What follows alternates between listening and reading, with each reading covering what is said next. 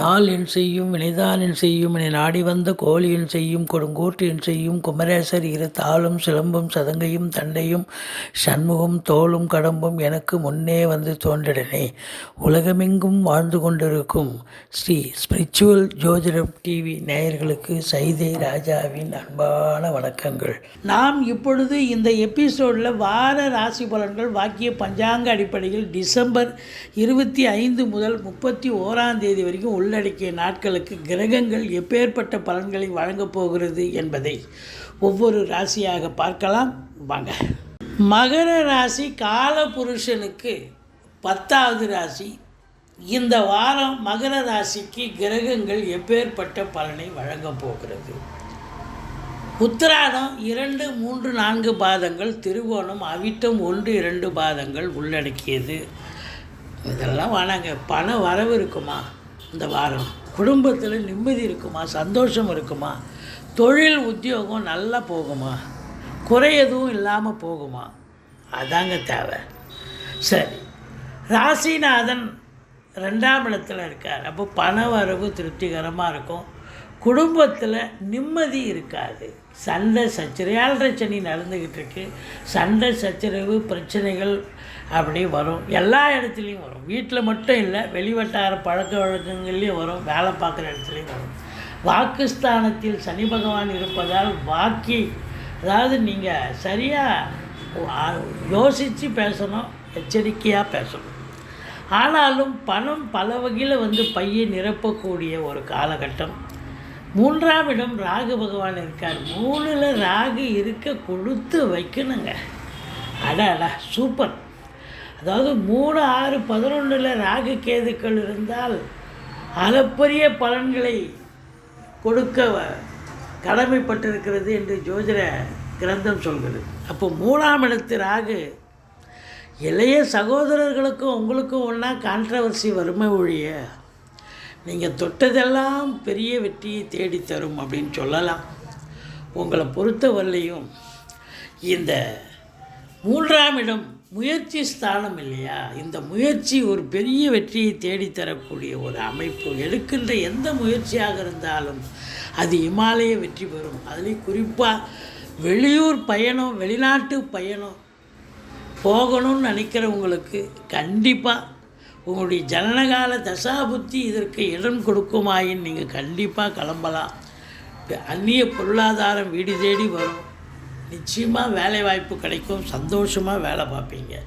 4ஆம் இடத்துல குரு பகவான் இருக்கிறார். மாத்ருஸ்தானம் என்று சொல்லக்கூடிய இடம். இப்போ 4ல் குரு இருந்தால் அதை விட ஒரு சிறப்பு வேறு என்னங்கிறது. தாய் வழி சொந்தங்களால் அனுகூலம். வண்டி வாகனங்களை வச்சு பொழப்பு நடத்தக்கூடியவர்களுக்கு நல்ல பொழப்பு, சவாரி ரொம்ப பிரமாதமாக கிடைக்கும். படிக்கிற பிள்ளைங்க நல்லா படிப்பாங்க. உங்களுக்கு சுகஸ்தானம் திருப்திகரமாக இருக்குது அப்படின்னு சொல்லலாம். சுகவாசியாக இருப்பீர்கள். வீடு வாசல் மனை கார் பங்களான்னு ரொம்ப அதில் இன்வெஸ்ட் பண்ணுவீங்க. ஒரு சிலர் அதில் செலவு பண்ணுவீங்க. அதான் இன்வெஸ்ட் பண்ணுவீங்க. ரொம்ப அற்புதமான ஒரு வாரமாக இது விளங்கப் போகிறது அப்படின்னு சொல்லலாம். உங்களை பொறுத்தவரையிலையும் 8ஆம் இடத்தை குரு பார்க்கிறார். சூப்பர். அதிர்ஷ்ட வாய்ப்புகள் தேடி வரும். வரா கடன்கள் வசூலாகும். இன்சூரன்ஸ் பணம் கிளைம் ஆகி கைக்கு வரக்கூடிய ஒரு காலகட்டம். அதாவது வாழ்க்கை துணை அல்லது மனைவி மூலம் யோக பாக்கியங்கள் கிடைக்கும் அப்படின்னு சொல்லலாம். உங்களுக்கு 3ஆம் இடத்துல ராகு இருக்கிறதால அப்போ 9ஆம் இடம் என்று சொல்லக்கூடிய இடத்துல கேது இருப்பார். 9ஆம் இடம் தகப்பன் ஸ்தானம், பாக்கியஸ்தானம்னு சொல்கிறது. தகப்பன் அதாவது உங்களுடைய தந்தைக்கும் உங்களுக்கும் கருத்து வேறுபாடு வரும். வெளிநாடு போகணும்னு நினைக்கிறவங்க தாராளமாக போங்க. ஆனால் உங்கள் தாஸ்தா வேஜிக்களை சரிவர எடுத்து செல்லுங்கள்.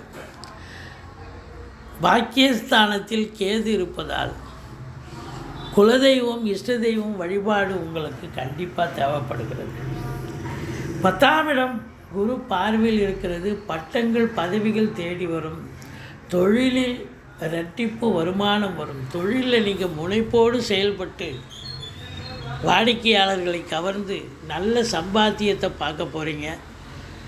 தொழிலில் ரெட்டிப்பு வருமானம், ரெட்டிப்பு சந்தோஷமும் கிடைக்கும். பதவியில் இருக்கிறவங்களுக்கு பதவி உயர்வு, ஊதிய உயர்வு, ட்ரான்ஸ்ஃபர், போஸ்டிங், மேலிடத்தில் செல்வாக்கு, ஒரு விஐபியாக மாறக்கூடிய ஒரு அமைப்பு, விஐபிகளுடைய தொடர்புகள் ஏற்படும். இப்படி 10ஆம் இடம் சிறந்து விளங்குவதால் உங்களுக்கு கௌரவம், புகழ், அந்தஸ்து கண்டிப்பாக தேடி வரக்கூடிய ஒரு காலகட்டம் அற்புதமாக இருக்கிறது. 10ஆம் இடம் சிறந்து விளங்கினாலே 2ஆம் இடம் சிறப்பாக தான் இருக்கும். தொழில் உத்தியோகம் நல்லா இருந்தால் வருமானம் சிறப்பாக தான் இருக்கும். பணம் வந்தால் 10ம் வரும். குடும்பத்தில் நிம்மதியும் வரும், எந்த குறையும் இருக்காது. புதுசாக தொழில் துவங்க நினைக்கிறவங்க தொழில் துவங்கலாம். உத்தியோகத்துக்கு போகணும்னு நினைக்கிறவங்களும் உத்தியோகத்துக்கு போகலாம். எந்த உத்தியோகத்தை தேடி நீங்கள் போகிறீங்களோ அது கண்டிப்பாக கிடைக்கும். ஸோ 10ஆம் இடம் ரொம்ப சிறப்பாக இருக்குது. உங்களை பொறுத்தவரையிலையும் 11ஆம் இடம் என்று சொல்லக்கூடிய இடம் செவ்வாய் 3 நாள் இருக்கார். லாபஸ்தானம். இந்த 11ஆம் இடத்தை சனி பகவான் 10ஆம் பார்வையாக பார்க்குறார். அப்போ என்ன மைனஸ் அப்படின்னு பார்த்தீங்கன்னா, மூத்த சகோதரம் இருந்தால் அவரால் உங்களுக்கு இடர்பாடுகள், இன்னல்கள் வரும்.